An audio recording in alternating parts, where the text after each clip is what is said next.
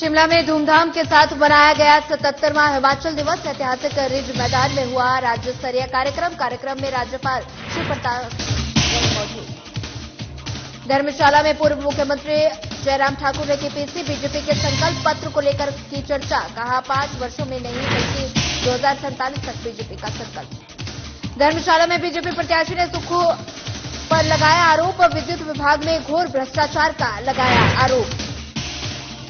शिमला में बीजेपी प्रत्याशी कंगना रनौत ने कांग्रेस पर साधा निशाना। कांग्रेस अध्यक्ष ने कंगना के बयान पर किया पलटवार। कहा बिना स्क्रिप्ट के कुछ बातें नहीं कर रही कंगना। सोलन में लोकसभा चुनाव में 42 क्रिटिकल पोलिंग स्टेशन, कड़ी सुरक्षा के बीच होगा मतदान। नमस्कार, मैं हूं आपके साथ सोनिया चौहान। हिमाचल प्रदेश की खबरों में आप सभी का स्वागत है। रुक करते हैं खबरों की ओर। हिमाचल प्रदेश में 77वां हिमाचल दिवस मनाया गया और इस मौके पर शिमला के ऐतिहासिक रिज मैदान में राज्य स्तरीय कार्यक्रम का आयोजन किया गया।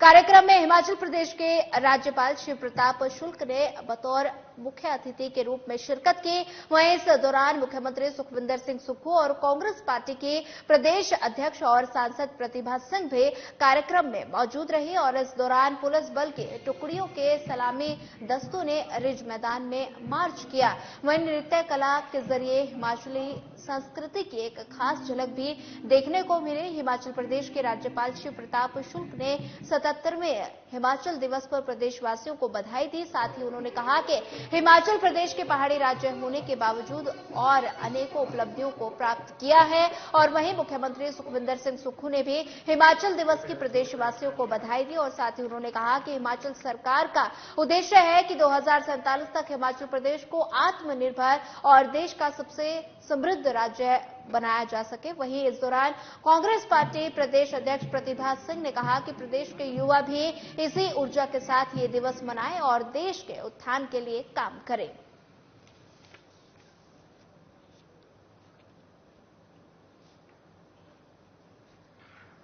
वहीं मुख्यमंत्री सुखविंदर सिंह सुक्खू ने भी हिमाचल दिवस की प्रदेशवासियों को बधाई दी। साथ ही उन्होंने कहा कि हिमाचल सरकार का उद्देश्य है कि 2027 तक हिमाचल प्रदेश को आत्मनिर्भर और देश का सबसे समृद्ध राज्य बनाया जा सके। वहीं इस दौरान कांग्रेस पार्टी प्रदेश अध्यक्ष प्रतिभा सिंह ने कहा कि प्रदेश के युवा भी इसी ऊर्जा के साथ ये दिवस मनाएं और देश के उत्थान के लिए काम करें। हिमाचल दिवस का 77वां दिवस और मैं समझता हूं कि जिस प्रकार से हिमाचल प्रदेश के लोगों ने अपनी ईमानदारी और कर्तव्य निष्ठा के आधार पर कार्य किया है। हिमाचल भले ही छोटी छोटी पहाड़ी प्रदेशों का राज्य रहा हो, लेकिन सब मिलकर के जब हिमाचल बना है तो एक देवभूमि हो गया है। और उस देवभूमि में मैं समझ रहा हूं कि सभी लोगों ने इसकी गंभीरता को स्वीकार करके देवभूमि की तरफ से कार्य किया है। हाँ, इतना जरूर मैं कहता हूं कि इधर युवाओं में और लोगों में जो नशे की प्रवृत्ति बढ़ी है, उससे हिमाचल की संस्कृति को ठेस पहुंची है। सभी लोगों को मिलकर करके हिमाचल प्रदेश से नशा के उन्मूलन के लिए कार्य करना चाहिए, ताकि जो प्रतिष्ठा हिमाचल को मिली है वह और आगे बढ़े। हिमाचल दिवस पर जो 77वां हिमाचल दिवस है, इसमें हिमाचल वासियों को बहुत बहुत शुभकामनाएं। और जो हमारी सरकार का हिमाचल को 2027 तक आत्मनिर्भर बनाने का जो कार्यक्रम है, जो योजना है, उसमें हमें सफलता प्राप्त मिले और 2032 तक हिमाचल प्रदेश हिंदुस्तान का सबसे समृद्धशाली और अमीर राज्य बने। इस हिमाचल उत्सव के मौके पर, हिमाचल दिवस के मौके पर मैं सभी हिमाचल वासियों से अनुरोध करता हूं कि हम सब लोग मिलजुल कर आत्मनिर्भर हिमाचल बनाएं और समृद्धशाली हिमाचल बनाएं।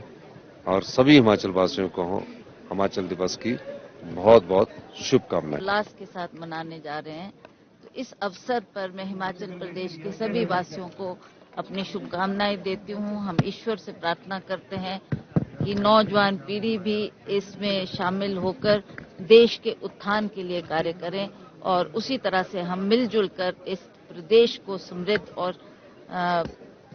ऐसा प्रदेश बनाएं जो एक पूरे हिंदुस्तान में एक मिसाल बने। इस अवसर पर सभी हिमाचल वासियों को हमारी शुभकामनाएं। धर्मशाला में पूर्व मुख्यमंत्री और नेता प्रतिपक्ष जयराम ठाकुर ने पत्रकार वार्ता की और इस दौरान उन्होंने बीजेपी के संकल्प पत्र को लेकर चर्चा की। साथ ही उन्होंने कहा कि बीजेपी ने जो अपना संकल्प पत्र घोषित किया है उसका लक्ष्य 5 वर्षों का नहीं बल्कि 2047 का है। उन्होंने कहा कि पीएम मोदी का लक्ष्य विकसित भारत है, इसलिए देश भर को ध्यान में रखते हुए संकल्प पत्र बना है और देश को जो पीएम मोदी पर भरोसा है, प्रधानमंत्री ने उसे टूटने नहीं दिया। 2019 के चुनाव में भी जो संकल्प पत्र आया था उसमें अधिकांश कार्यों को पूरा किया गया और आज भी बीजेपी के संकल्प पत्र में जो वादे किए गए हैं वो पूरे किए जाएंगे। इस बात को लेकर के पूरा देश एक भरोसे के साथ भारतीय जनता पार्टी को, एनडीए को अपना समर्थन और सहयोग दे रहा है।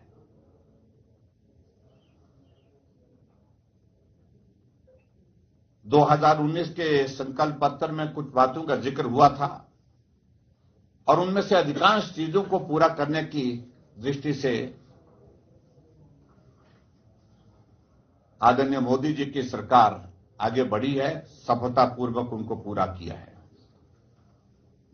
चाहे हम धारा 370 की बात करें, चाहे हम नारी शक्ति अधिनियम की बात करें जहां 33% आरक्षण की व्यवस्था की गई,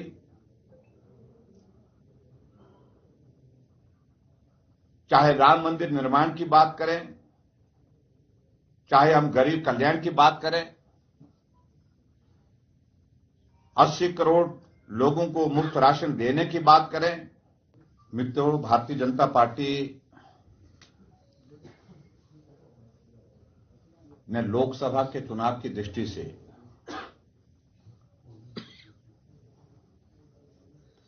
अपना संकल्प पत्र पिछले कल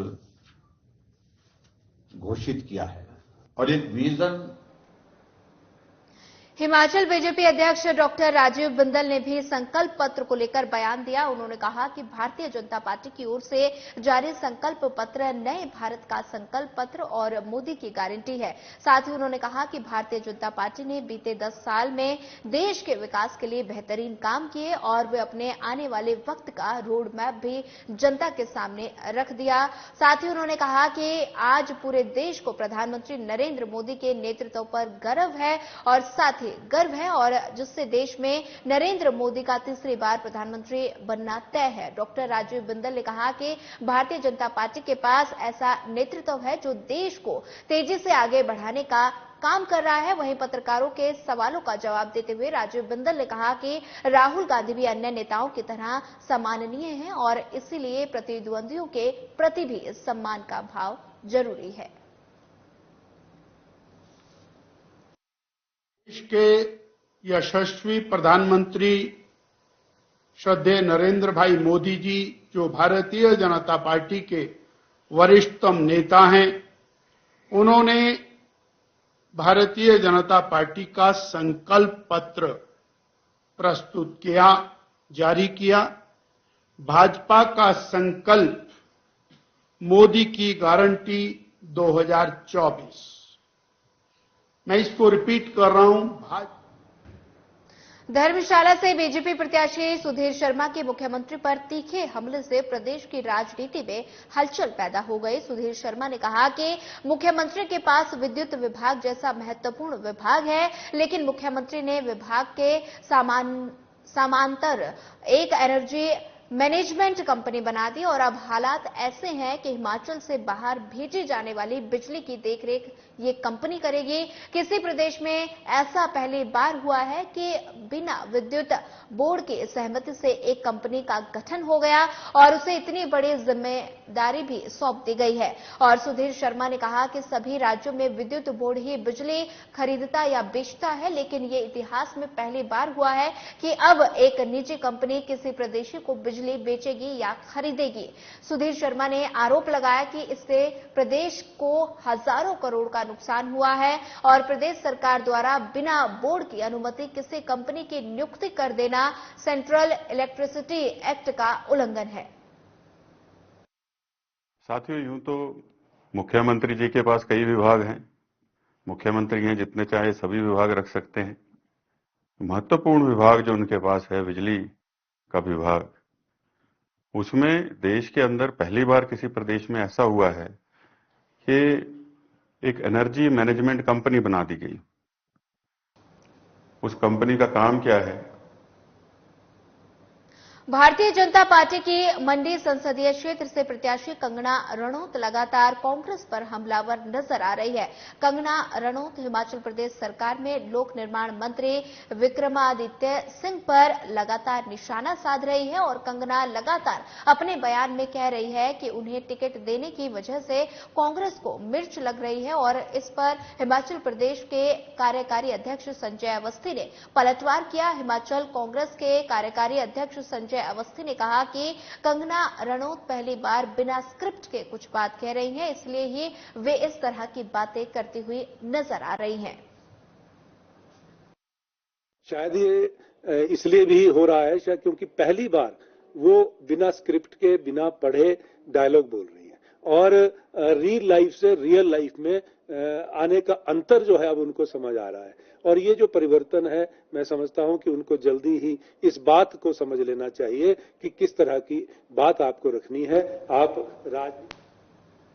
चलिए बढ़ते हैं अगली खबर की ओर। सोलन में 42 क्रिटिकल पोलिंग स्टेशन है, जिसे देखते हुए प्रशासन की ओर से पुख्ता इंतजाम किए जा रहे हैं। सोलन उपायुक्त मनमोहन शर्मा ने बताया कि विशेष सुरक्षा व्यवस्था के बीच चुनाव संपन्न कराए जाएंगे और चुनाव के संदर्भ में सभी तैयारियां की जा रही हैं। स्टाफ की ड्यूटी लगाई गई, बुजुर्गों के लिए विशेष सुविधाएं भी उपलब्ध करवाई गई हैं और साथ ही उपायुक्त ने कहा कि जिला प्रशासन चुनाव आचार संहिता के दौरान हर गतिविधि पर नजर बनाए हुए है।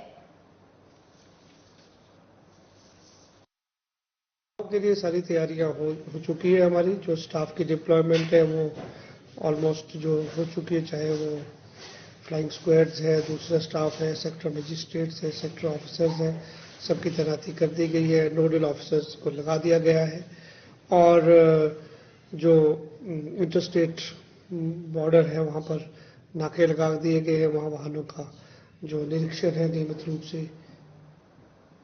फिलहाल इस बुलेटिन में इतना ही। ज्यादा खबरों के लिए बने रहिए हमारे साथ। नमस्कार।